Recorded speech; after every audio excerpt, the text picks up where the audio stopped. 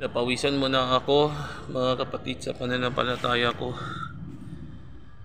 Mag-uumpisa na po sa ganap ng ikalima ng hapon mamaya ang prosesyon ng Mahal na Birhen ng Pitong Hapis o Our Lady of Sorrows.